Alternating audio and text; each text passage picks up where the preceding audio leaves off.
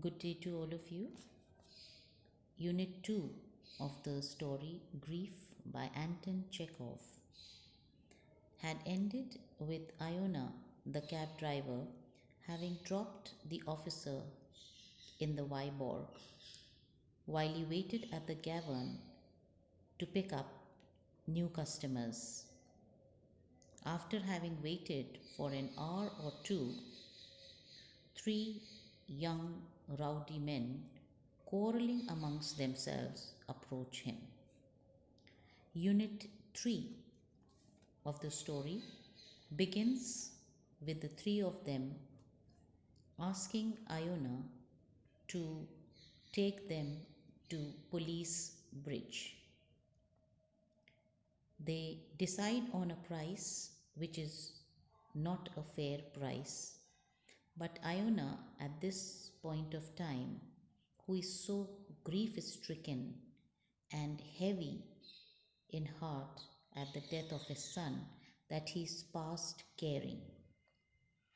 To him, it does not matter. Money is of the least consequence to him at this point of time. He just wants to be busy taking passengers from one place to the other. The three rowdy young men jostle, use bad language, and they all try to get onto the seat.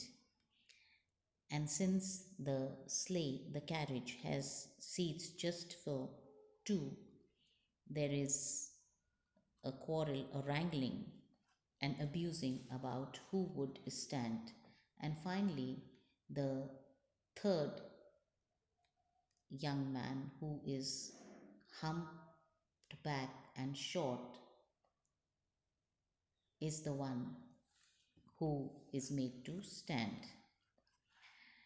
They take their places and ask the cab driver, that is Iona, to take them quickly to their destination. Whilst they are on their way, there is a lot of talking and a lot of conversation about their drunken exploits and how they lied and how they drank and how they made a fool of people. Iona listens to all this conversation, and all the while they keep telling Iona, rather goading him to whip the horse so that he can go faster. Iona keeps listening to their talks and even to their insults which are hurled at him. But as I said earlier, he is past caring. He does not feel insulted because at this point he has lost the capacity to feel how unjustly people are treating him.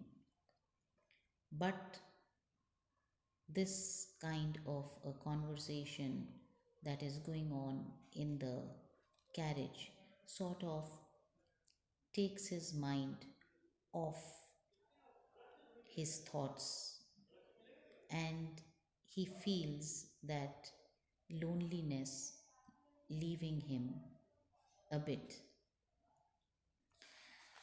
They keep talking, and Iona waits for some kind of a temporary silence.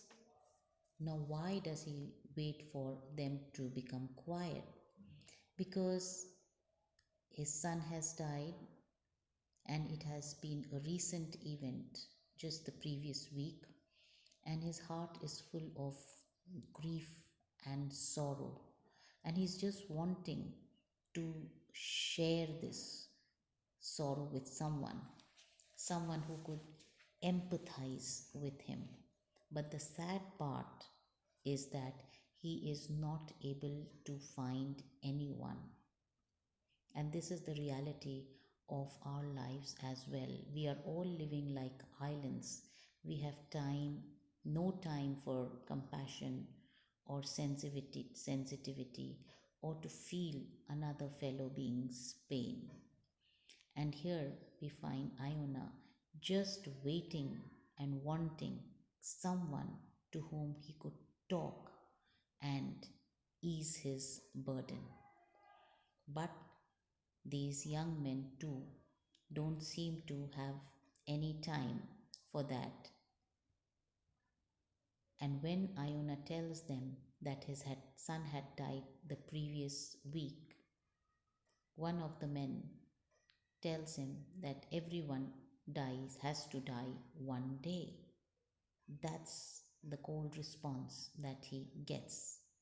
And without waiting, continues in the same breath and tells him to poke the horse in the neck so that he can go faster. And this brings an end to the patience of Iona, and he bursts out furiously and he tells them that these people are not fit to be taken in a cab. They are fit just to be left to go on foot. And the next thing that Iona feels is the blows that they deal him with for his outbursts. But Iona does not seem to feel the blows, he just hears them.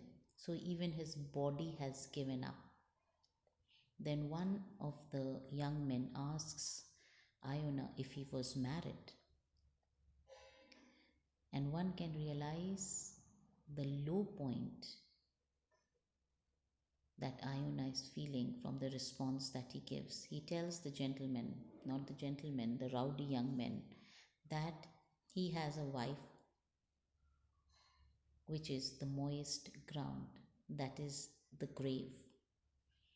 And he says again that his son had died, and the sad part is that he is alive. And he says that perhaps death made a mistake, that instead of coming to him, it went to his son. Iona turns round to tell them how his son died. But at that moment, the young men, one of the young men announces that they have reached their destination, and Iona watches them disappear through the dark. And once more, he is alone and again surrounded by silence. Here ends Unit 3.